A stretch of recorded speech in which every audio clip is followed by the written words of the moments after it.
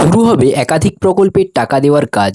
নতুনদের জন্য কিন্তু সুখবর। তো বন্ধুরা, আপনারা এখানে দেখতেই পাচ্ছেন ২১শে জুলাইয়ের মঞ্চ থেকে আগেই একাধিক প্রকল্পে টাকা দেওয়ার ঘোষণা করেছিলেন মুখ্যমন্ত্রী মমতা বন্দ্যোপাধ্যায়, যেখানে ৯৪টি প্রকল্পের কথা তিনি জানিয়েছিলেন। তবে যে সমস্ত নতুন আবেদনকারী পুরুষ কিংবা মহিলারা বিভিন্ন প্রকল্পে আবেদন করেছিলেন তাদেরকে কবে থেকে টাকা দেওয়া হবে সেই বিষয়ে কোনো তারিখ কিন্তু ঘোষণা করা হয়নি। তবে গত ২২শে জুলাই এই সভা থেকে মুখ্যমন্ত্রী মমতা বন্দ্যোপাধ্যায় টাকা দেওয়ার তারিখ ঘোষণা করলেন। কারা কবে টাকা পাবেন, কোন প্রকল্পে টাকা ঢুকবে, নতুন কি ঘোষণা হলো, সমস্ত কিছুই আজকে কিন্তু বিস্তারিত আমি জানাবো ভিডিওর মাধ্যমে। শুরু হবে একাধিক প্রকল্পে টাকা দেওয়ার কাজ। ২১শে জুলাই রাজ্যের শাসক দল পশ্চিমবঙ্গে শহীদ দিবসের উদযাপন করে থাকেন। আর এই ২১শে জুলাইয়ের মঞ্চ থেকে তৃণমূল নেত্রী অর্থাৎ বর্তমান শাসক দলের মুখ্যমন্ত্রী একাধিক ঘোষণা করলেন। ২১শে জুলাইয়ের মঞ্চ থেকে একাধিক প্রকল্পের টাকা দেওয়ার বিতরণ তুলে ধরেছেন মুখ্যমন্ত্রী। এদিন তিনি জানান, রাজ্যে প্রায় ৯৪টি প্রকল্প চালু করা হয়েছে রাজ্য সরকারের তরফ থেকে। আর সেই সমস্ত প্রকল্পে কি কি সুবিধা দেওয়া হচ্ছে, কারা কিভাবে সুবিধা পাচ্ছেন সেগুলো কিন্তু জানিয়েছেন। কোন প্রকল্পে কি কি সুবিধা, এদিন রাজ্যের মুখ্যমন্ত্রী মমতা বন্দ্যোপাধ্যায় রাজ্যের একাধিক প্রকল্পের মাধ্যমে যে সুবিধাগুলো সাধারণ মানুষের কাছে পৌঁছে দেওয়ার হচ্ছে সেই নিয়ে বেশ কিছু তথ্য তুলে ধরেন। এদিন তিনি জানান, আমাদের রাজ্যে ছোট বড় প্রায় ৯৪টি প্রকল্প রয়েছে। এই সমস্ত প্রকল্পের মধ্যে ছাত্রছাত্রী থেকে শুরু করে বয়স্করা পর্যন্ত সুবিধা কিন্তু পান। যেমন ছাত্রছাত্রীরা সবুজ সাথী প্রকল্পের মাধ্যমে বিনামূল্যে সাইকেল পাচ্ছেন, যাতে ছাত্রছাত্রীরা পায়ে হেঁটে স্কুলে যেতে না হয়, সেজন্য এই প্রকল্পটি চালু করা হয়েছিল রাজ্য সরকারের তরফ থেকে।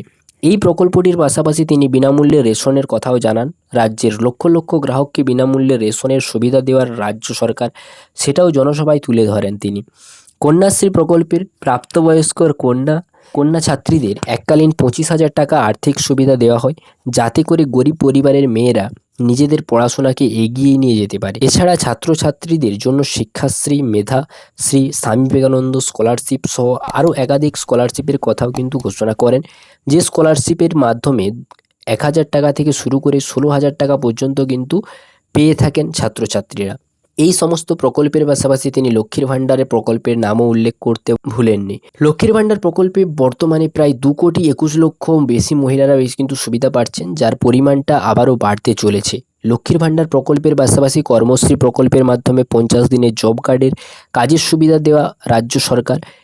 এছাড়াও রাজ্যের দুস্থ মানুষদের মাথার উপরে ছাদের ব্যবস্থা করে দেওয়ার জন্য বাংলা আবাস যোজনা প্রকল্পের মাধ্যমে ১,২০,০০০ টাকা কিন্তু গরিব মানুষদেরকে ব্যাংক অ্যাকাউন্টে দিচ্ছে রাজ্য সরকার, যে টাকা নিয়ে গরিব মানুষ যাতে সহজেই নিজেদের বাড়ি তৈরি করতে পারেন। এছাড়াও SC, ST, OBC caste certificate নিয়েও কিন্তু বড় ঘোষণা করেন। এই সমস্ত প্রকল্পের ছাড়াও আরও একাধিক প্রকল্পের ঘোষণা করতে করতে মুখ্যমন্ত্রী জানান যে ৯৪টি প্রকল্পের ঘোষণা একসঙ্গে করতে গেলে অনেক সময় লেগে যাবে, তাই এই মুহূর্তে বেশি বলা সম্ভব হচ্ছে। নতুন প্রকল্পে টাকা দেওয়ার ঘোষণা। গত ২২শে জুলাই মুখ্যমন্ত্রী মমতা বন্দ্যোপাধ্যায় সাংবাদিক সম্মেলন করেন। এই সম্মেলনে মুখ্যমন্ত্রী জানান যে সমস্ত সাধারণ নাগরিকরা গত দুয়ারে সরকার ক্যাম্পে বিভিন্ন প্রকল্পের আবেদন করেছিলেন, কিন্তু এখনও পর্যন্ত সেই সমস্ত সুবিধা বা পরিষেবা সুবিধা পাননি। এবার তাদেরকে সেই সমস্ত পরিষেবার সুবিধা প্রদান করা হবে।